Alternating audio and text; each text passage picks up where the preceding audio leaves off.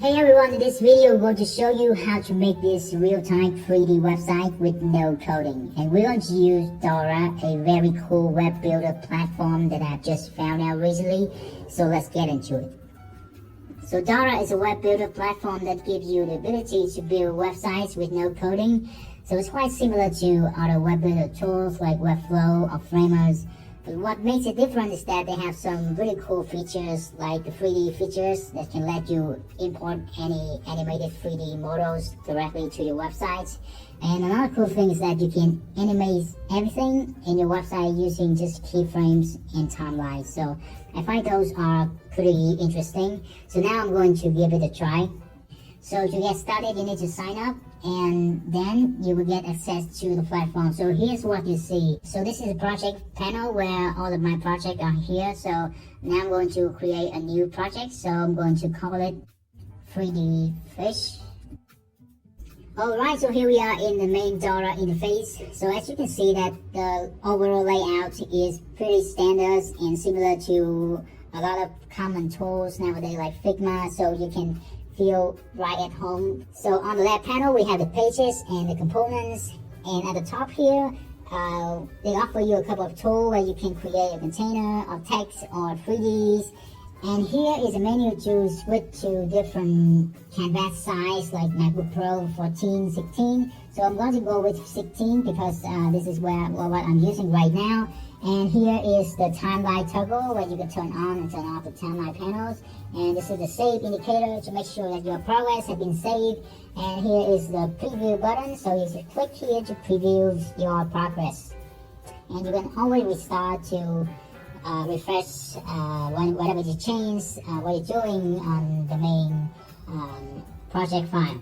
And here is a publish button. So when you turn this on, it will give you a Dora domain where you can just demo your website and preview it as a real website. And the right panel is the contextual menus where it will be contextual, depends on what you are selecting. And in the middle is the main canvas where we will work on. So by default, this one's going to be the home page. So the first thing I want to do is just to show you right into how to import the 3D, because that's the fun part. So to import a animated 3D models, let's click here and create a 3D widgets. Here we have a 3D widgets here. So you can go to this menu and select fill space, and it will automatically fill up the horizontal space. So it will be really handy when it comes to responsive, because it doesn't matter how wide your screen is, it will always fill up the space. And then we can click here to import the 3D models. So currently Dora only available for GLTF and GLB format. So the perfect place to find those formats is to go to sketchfab.com and then search for a model. So I'm going to search for a fish, and I'm going to turn on downloadable and animated. And then I found this really cool fish right here, so let's check it out. So as you can see, this fish is super cool. It is really good. So let's purchase this fish. And actually I already purchased it, so I'm just going to purchase. And then from here I can download the file. So they give you a bunch of different options, but we're going to download the GLTF format. So this is what we have after you download and unzip the file. So we have a lot of files here, one GLTF, one bin file. So the thing is that you cannot import this file into the 3D widgets because nothing's gonna happen. The reason is that they need to work with these other files as well. So what we need to do is to pack all of these files into one single GLB format. So all you have to do is just go to this website. I put a link under the description, and then drag everything into this square right here. And what it does is it will pack everything and download this GLB file. So now we have this file here, scene file. So let's just rename it as Mr. Fish. And now let's go back to Dora and then import Mr. Fish to our scene. Alright, here we go. We have the fish here. So it's looking pretty good. So to see it better, let me just change the background colors into blue. Just for now, so we can see the fish a little bit better. So the thing is that if you notice that the fish is not moving, so to fix that, super easy. Just click on Mr. Fish, .glb, and then there's a toggle here. So just turn on the toggle, and then you see that is animating right now. So it's looking pretty good. And in this 3D scene, you can select the 3D models and move it around. And you can use the left mouse to rotate, and use the right mouse to pan the camera, and use the scroll to zoom in and zoom out. So you can control how this looks, what angle it's going to be, and you can also add keyframe to it. Next thing I wanted to do is to create some text layout. So let's just click here to add some text. Alright, so we have a text here, and I want this to be always in the center of the page. Doesn't matter how big the screen is. So super simple, just go to this constraint and then click here to center it. So now it's always being center aligned to the canvas. So it doesn't matter where you move, it's always be in the center. So that is pretty cool. So now I'm going to add the rest of the text for the hero banners. And with this text, I will do the same to align center. And then I want this text to always follow the big ones, to make sure that the spacing is always the same. So all I have to do is to click here and then connect it to the bottom of the big text. So now when you move the big text, it will always follow. So next I'm going to work on the headers. So we need a button, so just click here to create a container. And we can click here to change the color to white and change the radius to maybe give it 17. So we can have a peel like this. And move it somewhere around here, and then add some text.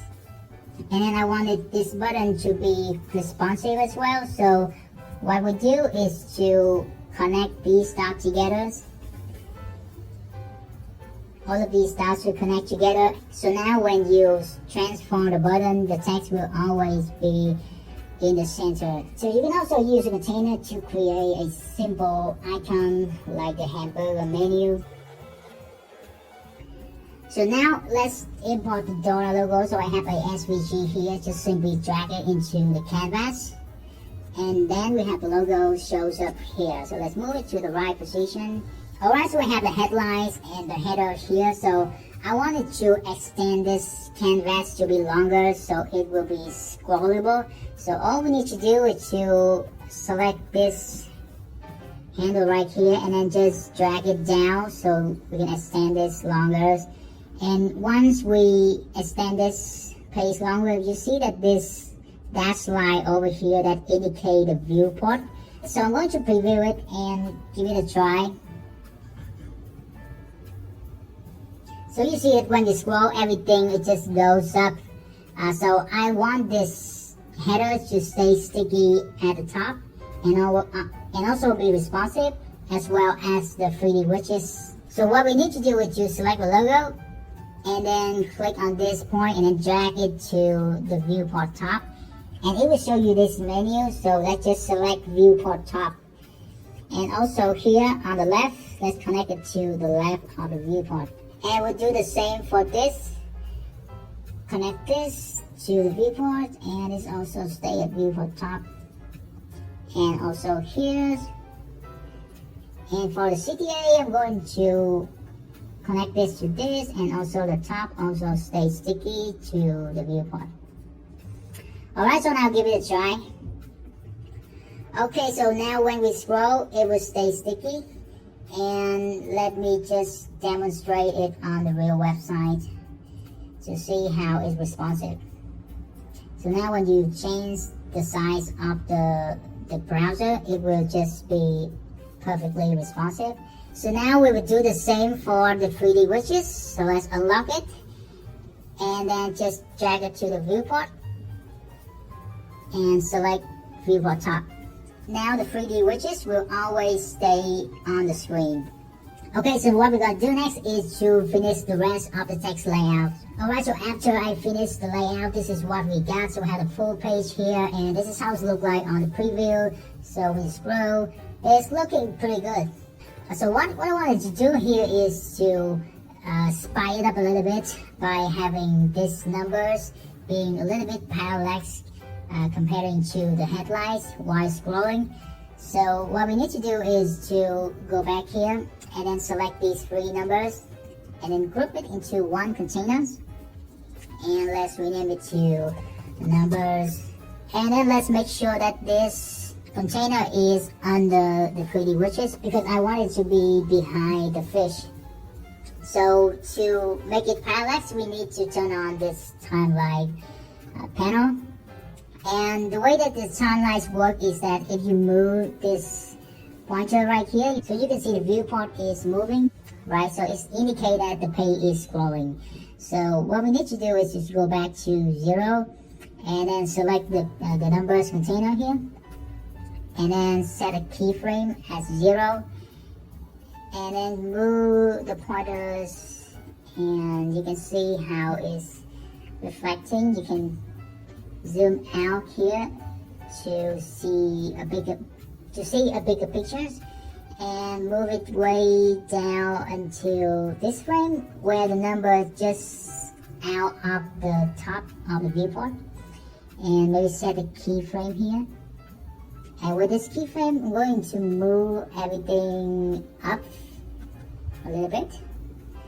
So when you move the pointer, you see this kind of parallax is going on. So it will be much clearer to see it in preview. So let's take a look. So now you see that the number is being parallax, but the position is not correct. So I'm going to go back and then go inside the containers. Let's lock it so we don't mess with it. So go inside the containers and then move every individual numbers accordingly. So you can see here to make sure that it's correct. And also move the number 2 down a little bit and do the same for the number 1. So this is what you're gonna see. So let's give it a preview. So now it's working perfectly. So that's how you can create a parallax effect using the timeline. So let's just unlock this 3D widgets. So I just noticed there's a cut of the 3D widgets here. So let me just scale it down to fill up the whole viewport space. Okay, so last thing I wanted to do is give it a nice animated background. So super easy. I already have this loop animated background in this. So all we need to do is to drag it into the canvas. And then we have the video here. And let's move it way down the bottom of the list here. So it will be underneath everything. And then let's click here to center it. And then change this to fill space. And move it to the top like this. So we need to create a keyframe for the video as well. So for the 0, let's set this video to be at the top position. And then just move the whole pointer down right at when it's reached the end of the page, and then move it to the bottom. So now it will create this kind of animations to make sure that there's no empty space showing up. So this is how the end result look like. So overall, I think everything's looking really good. The 3D and the parallax is really cool.